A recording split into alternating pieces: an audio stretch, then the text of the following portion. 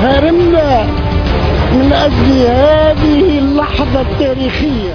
لم يدرس أحمد الحفناوي في الأكاديميات السياسية، لكن كلامه أثناء الثورة التونسية وبعدها اتسم بالعمق السياسي، وربما كان أبلغ من الخطب السياسية.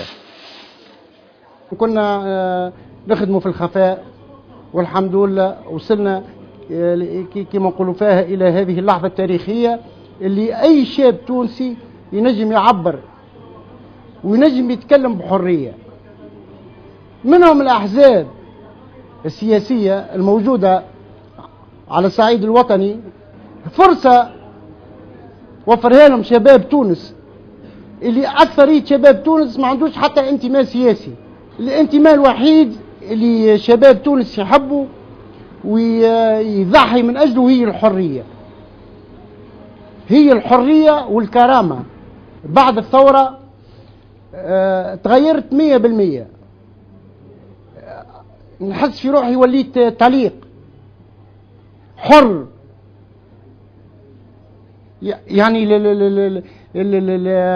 الناس والجماهير والشباب ولا في المقهى ولا عادي يعيش حياة عادية، يتكلم أي كلام، يعبر على آراه اللي يغير. لما تتغير المحيط والشباب تتغير أنت تلقائيا.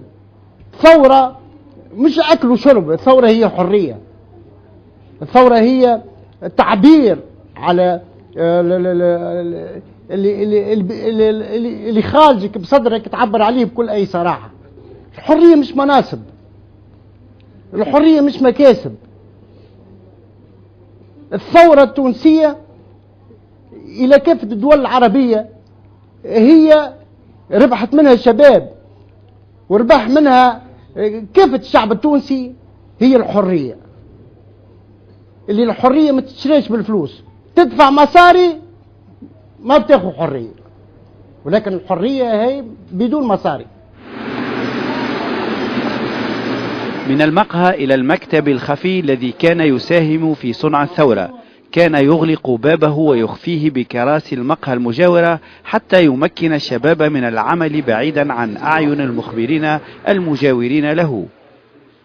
واللحظة هذه نسلموها للشباب، مش احنا باش نشدوا المراكز ولا نشدوا الكراسي ولا نشدوا المناصب، هذه نسيبوها للشباب، هم اللي يلزمهم يصنعوا الامل والمستقبل لتونس. ثم رزق كبير يعني عملناه باش وصلنا للدرجه هذه، يعني اللحظه التاريخيه اللي تشوف فيها الباب معلول مو سهل، راهو مو سهل. يعني حاجه واحد ضحى باهله وبولاده وبداره من اجل باش نوصلوا الكلمه هذه للعالم وللدول العربيه. هذه شنو اللي يلزموا الناس تفهموا. ما خدمناش هكاك، خدمنا يعني في الاوقات الحرجه، مش خدمنا وقت اللي تويكا ولا الامان في تونس باش نخدموا.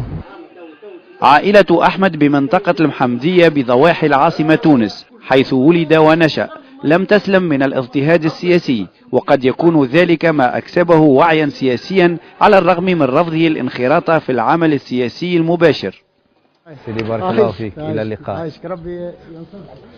لم يهرم أحمد الحفناوي أو أحمد هرمنا كما صار يلقب بعد الثورة، بل أمدته الثورة بنفس جديد به سيواصل رسالته في بناء تونس الغد مع الشباب مثلما ساهم معهم في إنجاح الثورة. لطفي حجي، الجزيرة، من منطقة المحمدية بضواحي تونس العاصمة.